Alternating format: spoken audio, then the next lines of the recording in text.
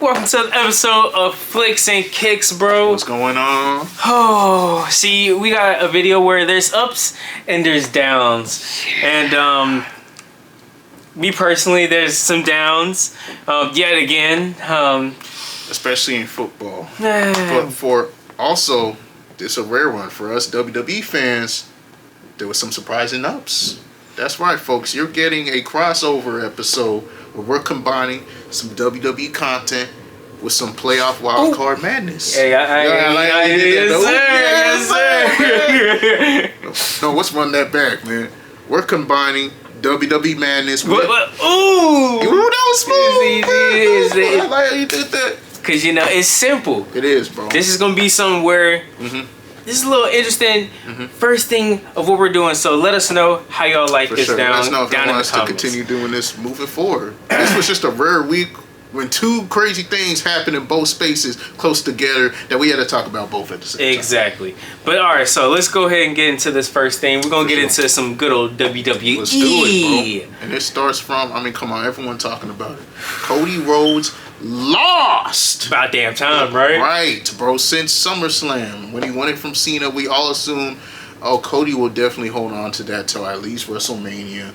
Probably gonna be in a bunch of good match feuds, but feuds of no disrespect to Cody, but feuds of no substance, because we know Cody's just gonna end up winning those feuds. Nope. They threw a nice little swerve and had Drew, of all people, beat Cody. Well, I mean, they kind of was building him up for a moment like this, and it was like the perfect sneak and for him. It was a long time coming, because let's be real, fans became restless. Drew McIntyre. I mean, he's been taking a lot of L's. Too many L's, man. I mean, the man lost to Jimmy Uso last year. I mean, damn. So it was like Drew had to win. On paper, Drew had to win this match. He had to. But it was like, did WWE have the balls to have Cody drop the title during WrestleMania, Road to Mania season? I didn't believe they were. I'm glad they actually took that shot, bro. I mean, to be honest, this is something where it's kind of huge for this. Because, I mean, huge.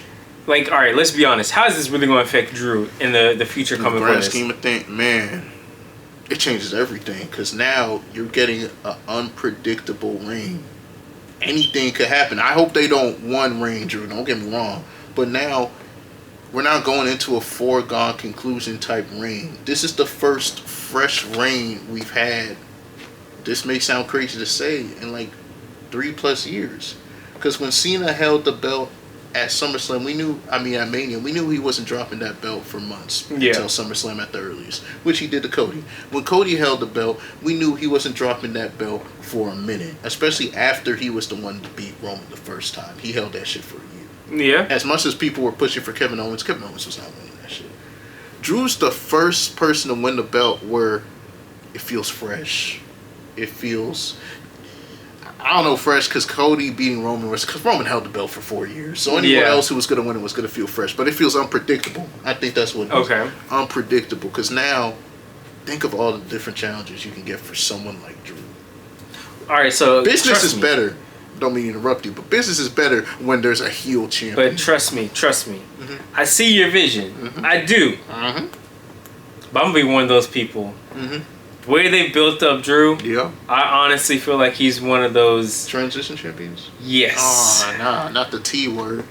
Because you know where I was going. You knew where I was going with it. The way they build him up, there's something that's going to happen to him. He's going to get screwed over in some way. That would be so in character. Especially since Jacob Fatu's back. The Samoan werewolf back now. He's actually kind of accidentally costed Cody the champion by attacking both. And Drew took advantage and snuck out. So, it could either be I think they should let Drew go into Mania with that belt, bro. They got to. Cody doesn't need to... You can let Cody headline WrestleMania without the belt. Well, I'm not going to say where Cody's going to get it back. For sure. I just don't think Drew's going to have it the whole time. Where I think... You see where there's like a chance where he's going to toy with someone oh, I'm not going to fight you. And then someone's going to piss him off. Yeah. And then he's going to go into the match and something's going to screw him over. I can see it. Wouldn't surprise me if Drew dropped it at Royal Rumble. That's why I'm saying that unpredictableness is in this ring. Because Drew could drop it at Rumble. He could drop it at Elimination Chamber. If he's lucky to make it to Mania, he could drop it there too. Like, this feels like a ticking time bomb type reign. Yeah, I mean, and I do see where at some point Cody had to get rid of it. Mm-hmm. But yeah, someone that I don't think is going to be holding it for some time. Yeah, I definitely don't think it'll be a 6-month plus reign. I don't expect that. I would love it because I love Drew. He deserved it. I mean, back when he won the title, it was during COVID. So he didn't even get his big title moment with fans. So him finally getting that moment is dope. Long time coming. I just hope they don't job him out so soon, man. Let him do some fun feuds with that belt, bro. But, okay, so speaking of how this kind of affects our man Drew. Yeah. How does it affect Cody, though? Because, I mean, like I said, the dude kind of held the belt for some time. It finally forces his character to evolve. It has to. Because let's be real, Cody's character got a little stale. Well, I mean, it's just because he wasn't in the ring. He's not even on the mic. Belt. That's my thing. Exactly. So... I mean, it got to a point he came out and did the same. So, what do you want to talk about? Promos. Goodness. Every fucking week. I'm sorry, I love Cody, but his promos became too repetitive. His character became the same thing. He would talk about, I respect you. I see how good you are.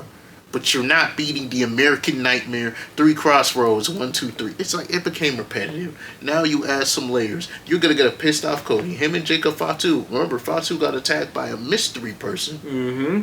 Everyone probably thinks it's true. What if they throw a swerve and what if Cody has something to do with it? Randy Orton all of a sudden is back. What if he had something to do with it? So now you have different storyline possibilities that you can throw into with Cody. Now, do I think he's going to turn full heel? Not yet. Yeah, I don't think he's going to be full heel yet. But I think he's going to dabble in it. That's what I'm saying. I think you're going to get a little more ruthlessness in his character. You're not going to get the Cody that comes out in the fly suit, the scarf with the title, saying respect promos. You're going to get some more edge. Mm-hmm. You're going to get, I'm going to throw a little throwback at you. Undashing Cody Rhodes. Remember that version? Mad at the world. Wanted to cover his face with a paper bag, angry. Yeah. I think you're going to get some elements of Undashing Cody Rhodes. You're finally going to get the character. Let's be real, we've been begging for his character to evolve since John Cena beat him at me. I mean, you kind of saw the emotion it had on him the whole time. Mm-hmm. So, I mean, let's be honest. That's fair. This kind of loss kind of forces him to... It does.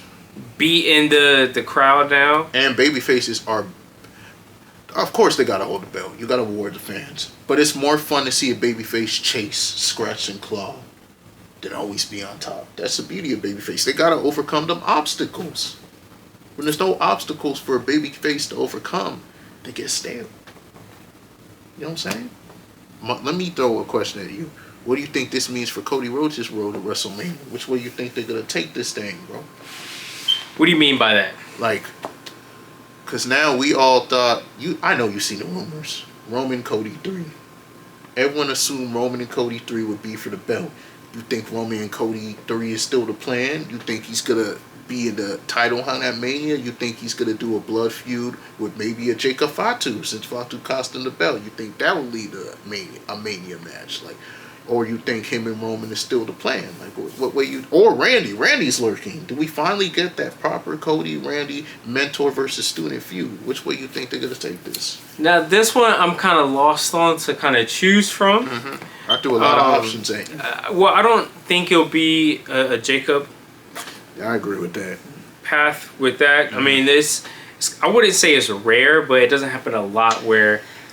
Someone who messes up your match, you're going for them. Yeah. Unless it's already a story that's kind of going. Jacob and Cody don't have no story. Exactly. He has a story with Jacob's cousin. Exactly. Not with Jacob. So it's this is a random type of way of starting a story with that. So I don't see that. I agree with that. I could be wrong. I do. But I don't see that. Not for Mania. Exactly. Yeah. Now, another title run. Just because on how I would say, yes, his Cody Rhodes, he did have the fans, but I don't know as a person that had the title, did he really have people like that? At some point, like you said, no. Yeah, I was like you said, at some point it just got stale. It got stale, bro. So everyone knew it. Exactly. So I don't know if that is going to be a thing, but I do see where, like a Randy Orton, I do see a storyline where I don't see a championship match, but I do see where you can have a storyline that can build up for another one. Like, what if Randy cost Cody? Like, Cody's about to get his belt back, and Randy finally hits that heel turn button and cost Cody the belt, and we get that blood feud, because we've been begging for that. Yeah, I can honestly see that. You got to get the Vipers something important to do. Boy, has he been kind of... That's what I'm saying. This is Randy Orton, a legend, who can still basically do this shit full time. Like, you got to take advantage of that. I like they're pushing young talent, but this Randy Orton. Yeah, there's just some people you kind of have to...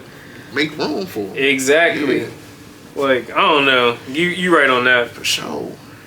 But, I mean, honestly, we'll see. Now, speaking of young talent, what some new stuff you got for me, my boy? Oh man, you want some breadcrumbs? You said something about some new stuff earlier. We getting some. Let me know, bro. Some new energy, bro. Let me walk you through it, bro. So I don't know if you've seen, but on SmackDown, whoop that trick.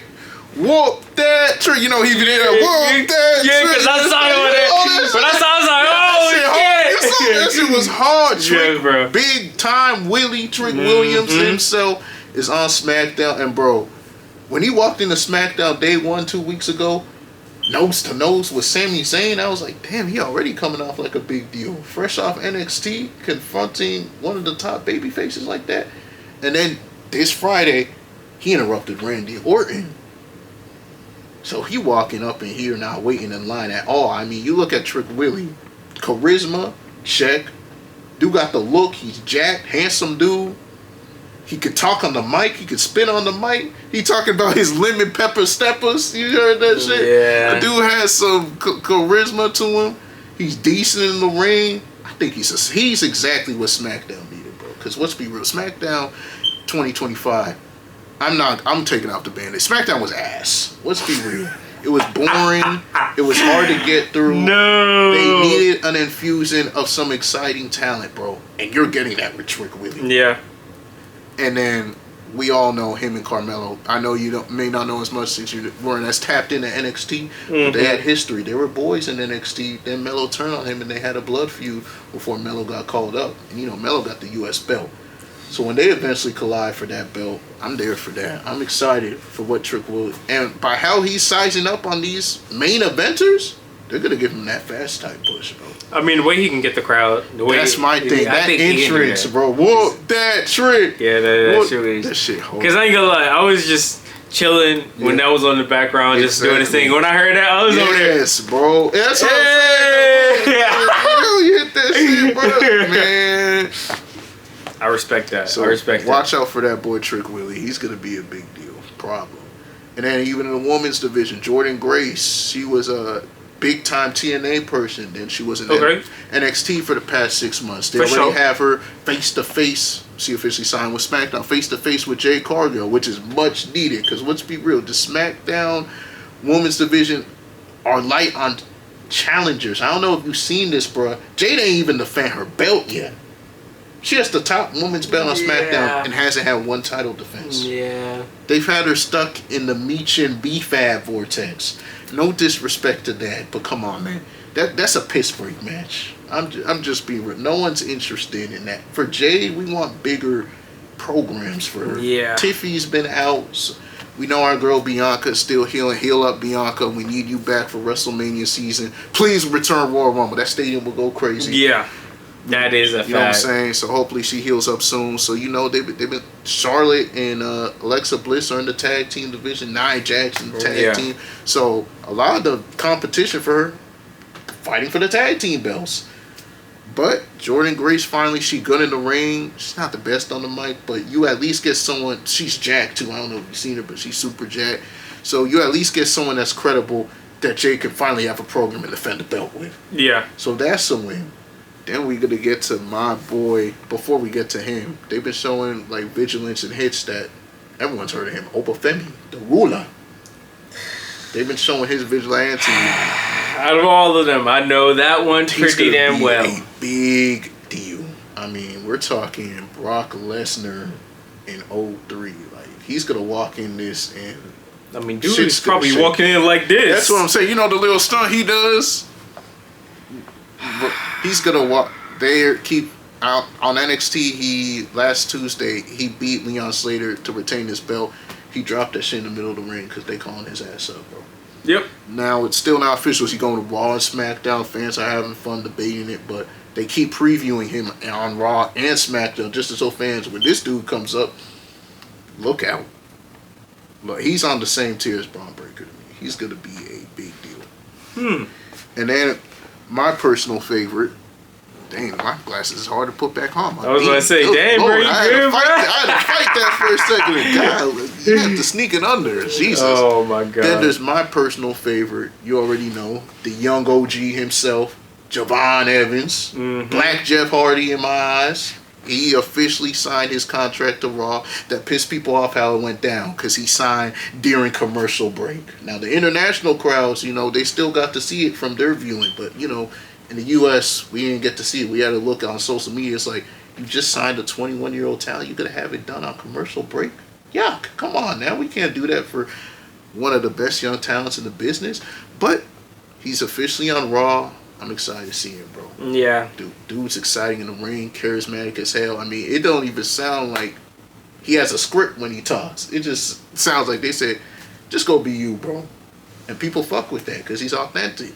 So you're getting youthful, charismatic energy. You're not just getting people good in the ring. You're getting people that get the crowd to give a fuck about them. See, now, but the thing is, you said Jeff Hardy. Oh, yeah, I know that's lofty. That's a hefty. I don't throw that around. That's what I'm about to say, because lightly, I don't. Nah, to our fans out there, you know, I had to stop him for a second. I know that. You had to express. I know that was lofty. Speaking of a legend, let me tell you what I mean by that. Because I can't just say Jeff Hardy because they're both athletic in the ring. Because there's a ton of people that were athletic in the ring, right? Kofi Kingston, Evan Bourne. What separated Jeff Hardy wasn't just him being athletic in the ring. It was the look, the face paint. It was this. It was just the aura he had, bro. He just had a natural ability. When he came out, the crowd just fucked with him. Remember, he was bigger than Obama in '08. That Jeff Hardy. When Javon comes out, bro, you just fuck with him, bro. So he's not going to be like a Dolph Ziggler, who's just going to be the eating the pins? Because, you know, that's what high flyers, that's kind of their role. It concerns me because you know why I'm concerned? That I could see them fumbling and put him in the Dolph Ziggler role. He's too damn good at selling. When they're too good at selling, the suits stink. Imagine if I could put him in the ring with a powerhouse and he's going to make him look good. Yeah. Because how many times did Dolph Ziggler get speared out of his body? Out of his body. Oh, yeah, he know how to sell. Exactly. He know when you sell too good, you can get put in a box.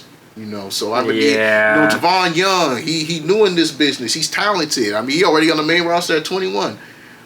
But don't be a 10 out of 10 seller. Because if you're a 10 out of 10 seller as a high flyer, you could get Dolph Ziggler. Now, I think what will separate them is, I want to say he's more, because Dolph was charismatic too. Yeah. Dolph honestly was the full package. Exactly. That's why I say that's why I'm like, that's a comparison that's like.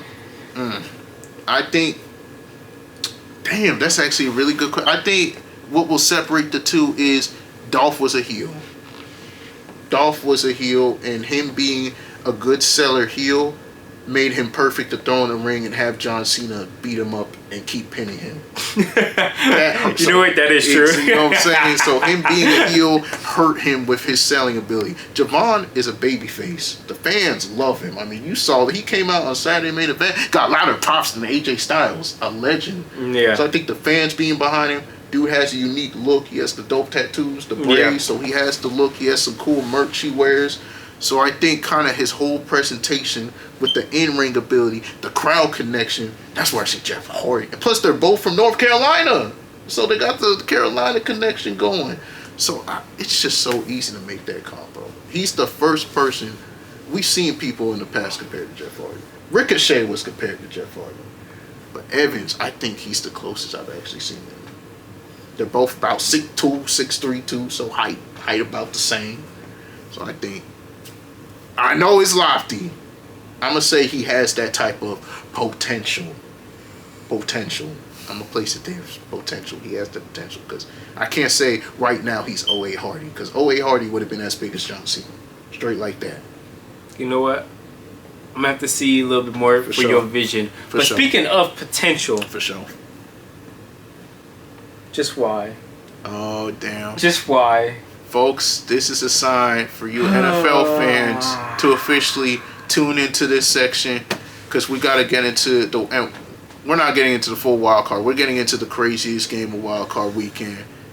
Bears, Packers, NFC North foes, historic comebacks. I'm gonna let Hunter take the floor to start this one off. See now, first quarter, looking straight. Real good. Man, I mean, I'm sitting there looking nice. Real good. Jordan Love, all of them looking like coming off a break, looking real nice. What I'm saying. It felt like 7-on-7s out there. I mean, hey, that's honestly what it felt like. You had Caleb Williams on the sideline losing his fucking mind. He looked like a quarterback playing his first ever playoff game. That's what it looked like. But Green Bay came out, buttoned up, executed. Chicago looked rattled. They were going for it on every fourth down. Literally every single one. Every fourth down. Deep in their side of the field. Still going for it. Next thing you know, Green Bay was up 21-3 at halftime. Completely outplaying Chicago. Then, in the second half, their defense made a lot of adjustments. Their defense stepped the fuck up. Dennis Allen, disaster class first half. Second half, they were really clean with their run fits. All of a sudden, they really made Green Bay one-dimensional. They made Josh Jacobs a non-factor. Forced Jordan to hold the ball a little bit longer, too. The coverage was a little tighter. And then, so even when the Bears were starting to get something going on offense, they were still getting held to field goals. Yeah. But Chicago's defense just kept making stops in the third quarter and giving the Bears offensive time to fully gain the rhythm. So by the time the fourth quarter came around, that was one of the more impressive fourth quarter performances from a quarterback in their first ever playoff game. I mean, Caleb just made play after play. The 4th and 8 throw, that was one of the best throws I've ever seen. I mean, see, all right, I'm gonna be honest with you, yeah. And this is where I'm trying to take my Packers bias out of this. I really am. Yeah. If I'm just a fan watching this, this is kind of where, even as a Packers fan, yeah, Jordan Love, he goes and he beats up on the Cowboys in his debut. You believe you got your guy. Caleb did what he did coming back after that. You can't tell a Bears fan that's not my guy. Oh, for sure. Caleb does not have to pay for another meal in Chicago. That he is their guy. He's their guy. I mean, he's their guy. He was a leader too, straight. I mean, all the yelling and shit he was doing, was it a little excessive? Excessive, yes, but dude was holding his teammates accountable. He was firing, and his guys were responding to it. So the fact they still went out and made plays tells me they respect him. They see that's our guy. Yeah, so as much as that game was making, because I'm not going to lie, you saw me. Yeah. Towards the end of the game, I was getting real quiet. You were, because you could tell when the momentum of the game is going the other side. And on paper, Caleb didn't have the most efficient game. He was only 22 of 45, so probably under 50% completion percentage. But fourth quarter, dude just made the plays, and it was like y'all were still kind of holding them off because it was 21-16. Y'all responded with a touchdown scoring drive. Jordan made some nice throws that drive. Well, it was just kicker missed the extra point. Yeah, the kicker missing that point. That was the first fuck up. Then of course Caleb responded with the 4th and 8 dime. They scored. Then y'all got the ball back, and they got a 2-point off that. So all of a sudden it was 27-24. Then y'all got the ball back. Jordan threw a dime on a slot fade breadbasket throw. Then y'all's drive stalled. This is where you got nervous. When y'all McManus missed again. Which, I'm not going to lie, I do think at this point we probably are going to be looking for another kicker. You got to. Which honestly is really sad because he was a good kicker in the regular season. He was. Yeah, that's what I'm saying. It's the difference between kicking in the regular season and when the Super Bowl on the line, bro. I mean, even in the playoffs, I think last year he only missed like one kick. Dependable kicker. You know, so it was like the lights got too bright on him.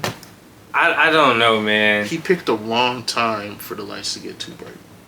and I'm not going to give it all on him, which for sure, it's a team loss. But I will say that second half, that offense went just invisible.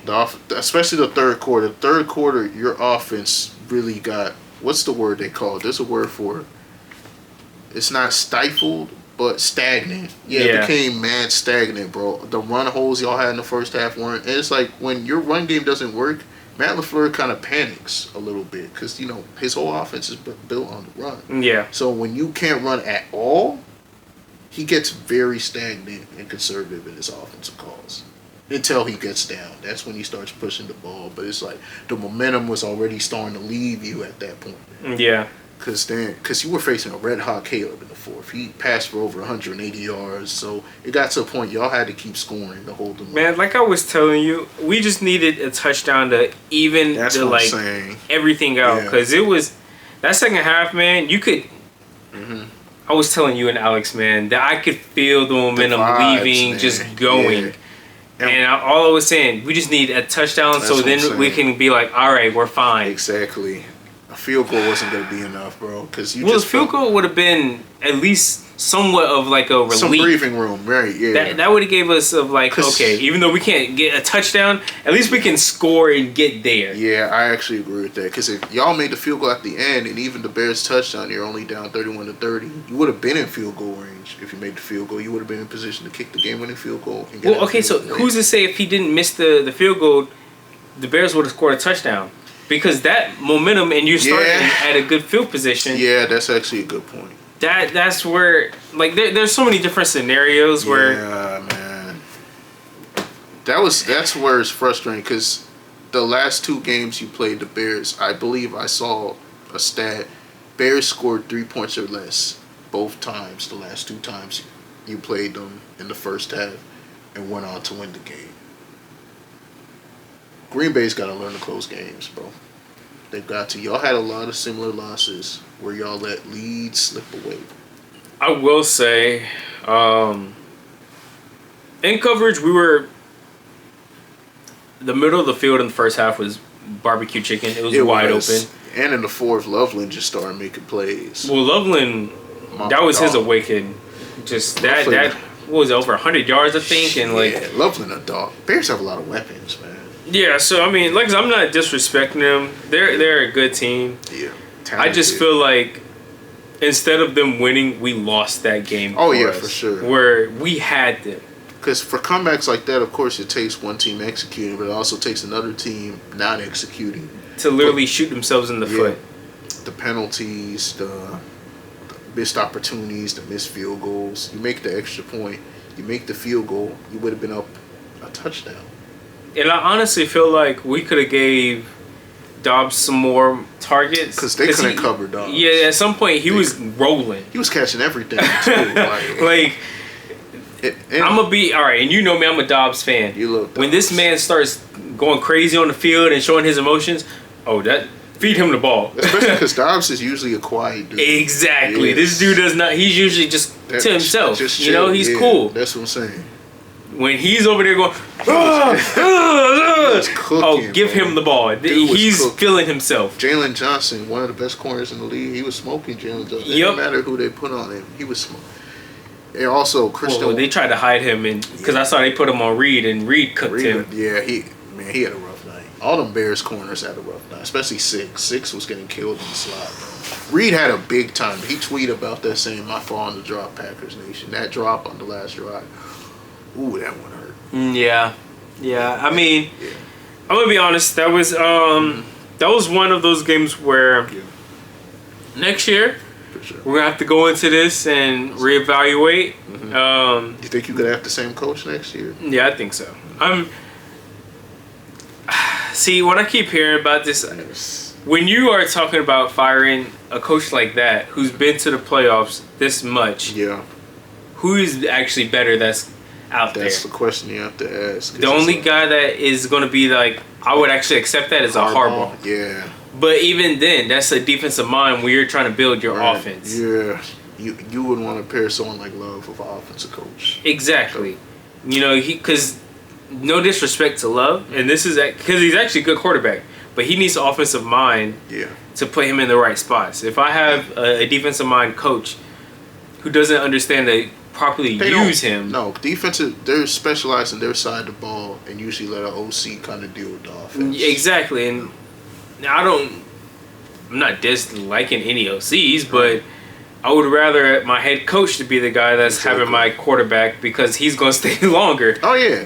He's going to be around for the long haul. Exactly. Right. Coordinators. They come in because if a coordinator good, they're going to get another job. Exactly. Look at the lines. Exactly. Yeah. So I would rather my head coach to be the guy that I actually trust making those calls. For sure. And Matt is one of the best play callers that's in the game. He's a very good. I mean, he comes from the Sean McVay. Exactly. Now, like you said, when he does have his moments of when he does not have a good game plan, it is rough. That's my thing, because he's one of the best scripted play callers in the league. But he got to learn how to adjust off the script. Exactly. That's his only issue. And his clock management is bad at times, because he used that last time out way too early.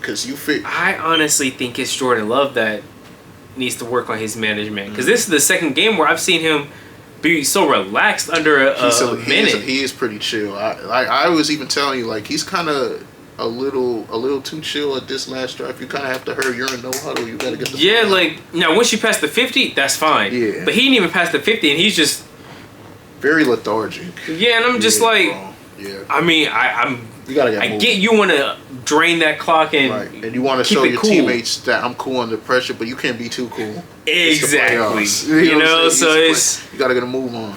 That's where Love in the offseason gotta tap into. Yeah, so there's just little things that I did not expect that we're still having to take these steps, but I mean it's still fine. Everyone is basically still under a rookie contract and while we're still gonna go crazy next year. Oh yeah, we're actually going to use him next year. A beast that game, bro.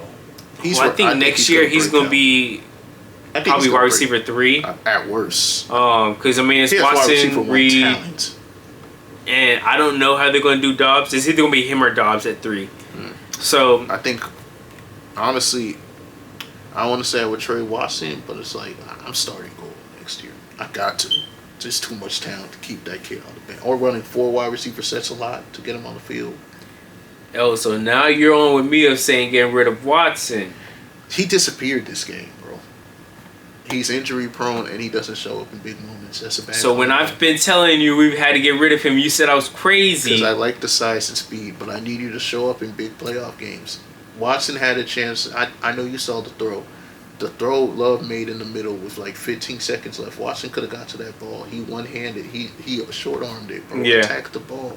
He's another guy that's too relaxed in big moments. Yeah. You got to attack that ball, bro. So, all right, I'm going to be honest with you. Yeah. Now, he probably isn't the typical Packers noise around him. Yeah. A.J. Brown? To the Packers? Mm-hmm. I don't know, because I don't think receivers y'all's issue. Y'all, if anything, y'all have too many. Wicks didn't even play, right? So y'all almost have too many receivers. I think. But no one is that guy. I think Golden has that guy potential. I saw Pastor Tane on his pod saying, bro, his releases are elite. Oh yeah, they're actually really nice. Yeah. Like I said, I mean, outside of pure route running, y'all don't force feed one receiver. Y'all like to spread the ball. Yeah. AJ wants to be force fed. Yeah, that's true. So I think that could rock the boat. Outside of pure route runners, it's Dobbs and Golden. Because you watch this tape, Golden open a lot. Oh yeah. A lot. So yeah. But we'll see how it all goes down. I think next year it'll be, like I said, interesting because Parsons isn't going to be there for the first half of it, I would say. Yeah, probably late September, October. Yeah, Parsons. So it's like he's going to miss a good chunk. Because you want that explosiveness to return, so you'll take your time with Parsons. Exactly. There's no rush for him. For sure. What do you think this means for the Bears going forward? I mean, you beat a big-time rival that historically owns them. Do you think this catapults them to a Super Bowl run? And honestly, even beyond a Super Bowl run going forward? I don't know about this year. Defense got to get better. I don't know if they got the defense, but... I mean, this is where, like I told you before... Yeah. Every team when they're trying to find their guy, there's a moment where it clicks that that's their guy. Exactly. Yeah. This was the game for them. That was it. Okay, he's our guy. Nothing shows if someone's more your guy, so what they do in adversity. Exactly. And I mean, like I said, as a Packers fan, that shit hurt. Yeah, that shit hurt like a motherfucker. You gotta deal with this guy for the next decade. Well, I mean, that's what they said when we signed Jordan Love. So it's like... Fair enough. But this is the first time you can say about the Bears in decades. Yeah. So that's where it's like... Because, like, Cutler had talent. Cutler arguably had the strongest arm in the league from time to time. But he just didn't give a fuck. Yeah, everyone knew Cutler did not have the work ethic to fuck with Rodgers. Yeah. So, like I said, this is where they found their guy. For sure. Now, Super Bowl, I don't know yet. They play the Rams. That's tough. I mean, like I said, this year, I don't know. It's so unpredictable. Exactly. Yeah. You said it best. Their defense is... You can't spot some team 21 points. That's a tough way to live. That's... You just had... Yeah, man. Bears, they're living on the edge. They for sure. Maybe that's a young team thing. They got to learn how to start games a little cleaner, a little faster, smoother operation. But you could see the ceiling in terms of talent when they're clicking. Yeah, I mean, like I said, man, for this future, they'll be an interesting team. They at least know for sure they have their guy for the first time since the 80s. Jesus. Which is crazy to say. It's been that long. Exactly. Even when they made the Super Bowl, Rex Grossman was their guy. Yeah. But yeah, man. All right, so, but basically, I like how we wrapped WWE, NXT, and the NFL. All in one. With a McPick 2. You can get a McPick 2. Ba-da-ba-ba-ba. You know, all right, it's a McPick 3. McPick 3, yeah. Yes, sir. I was going to say, we did talk about 3 topics. To say, yeah. But it's like shit. I mean, like you said, bro. I mean, we had title changes, comeback victories, NXT call-ups. So there was a lot going on that we wanted to cover in just this one video. Mm-hmm. And let us, again, like Hunter said, let us know what that would be spoiling the starting five, wouldn't it? I almost did that. Well, we might as well go ahead and start the starting five. Yeah, let's get into it. You know, because it's very simple. I mean, if you watch from the beginning to the end. And even the middle. I mean, if you started from the middle. That's what I'm saying. You gotta show the middle some love, you know.